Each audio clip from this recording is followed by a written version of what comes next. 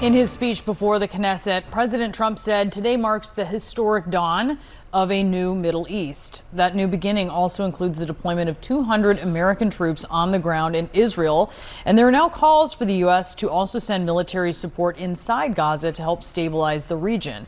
Let's discuss the possible dangers of this mission with CNN military analyst and retired U.S. Army Major General James Spider Marks. General, let's talk about that. Your concerns about a U.S. role in Gaza, in the region, where troops will be monitoring the plan's implementation?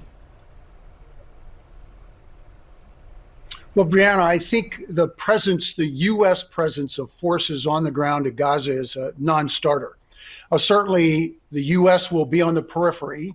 I think it starts with at the border between Gaza and Egypt. The United States should have a presence, both diplomatic, certainly intelligence, and the capacity with technical support and advisory support to get a good sense of what's going on. Logistics support can also come over the shore. Certainly in the Eastern Med, we have a checkered past doing that before. If you'll recall, a few months ago, we tried to get that done during the fighting, and that kind of went sideways big time very quickly. But there are ways to do that now that it is not a contested area, or at least ostensibly a contested area. Hamas has agreed to the peace deal. We'll see how that thing plays out. But the U.S. forces will very much be a part of the Israeli efforts moving forward in terms of the withdrawal of the Israeli forces from Gaza, and then in terms of what are the necessary support, logistics, intelligence types of requirements in order to integrate now a peacekeeping force. And we can talk about the difference between peacekeeping and peacemaking. Let there be no doubt.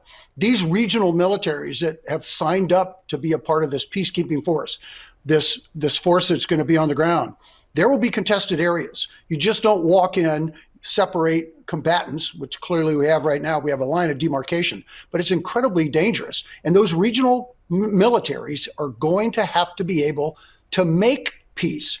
Hamas certainly is not going to completely go away very, very easily.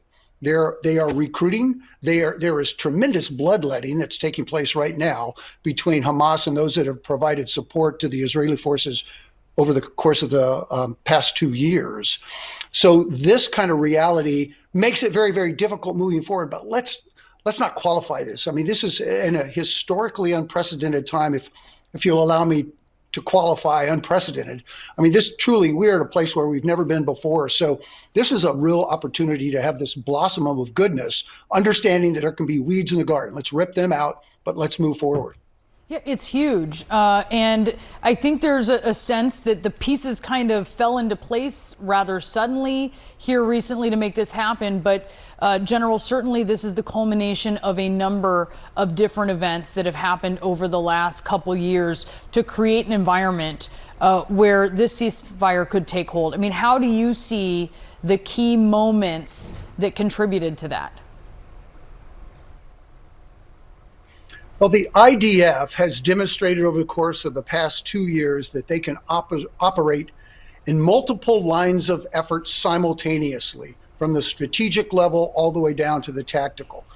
We have seen the strikes against leadership in Tehran, the strikes against Hamas leadership, Hezbollah being taken off the table, the return strikes against the Houthis, who still remain a challenge to a certain degree, but certainly diluted and decimated to a certain degree. But the fact that Tehran cannot export terrorism, either by way of Hamas or Hezbollah, is significant, and Israel made that happen. And then the United States gets involved by going after the nuclearization of the military capabilities, military nuclear capabilities in Iran, which has been that was absolutely unprecedented again, which is kind of an inflection point of what we haven't seen before, where the United States will decide to get involved, but won't necessarily stick around to clean up the mess. This is, if you break it and you decide to go do something else, we're going to break it again. So all of these conditions that have been taking place over the course of months have set the table for this, and clearly taking both the Sinwar brothers off the table, the decimation of Hamas, and the fact that Hamas at this point realized they had very little leverage at all. And we're seeing these amazingly wonderful, beautiful images of the hostages returning home, albeit juxtaposed to the coffins that are coming back, and realizing that of the 250 taken, 230 died. So there has to be some form, and it's in the 20-point plan, which is phenomenal, some form of retribution that has to be pushed away, and there has to be redemption. If Hamas raises a hand and says, we acknowledge the problems, we want to be a part of the future, there should be safe passage and there should be some form of redemption. That's a guarantee that's been laid down. Again, it needs to take place. All right, yeah, and we're going to be seeing how that is playing out here in the weeks and months ahead. Major General James Spider Marks, thanks for being with us.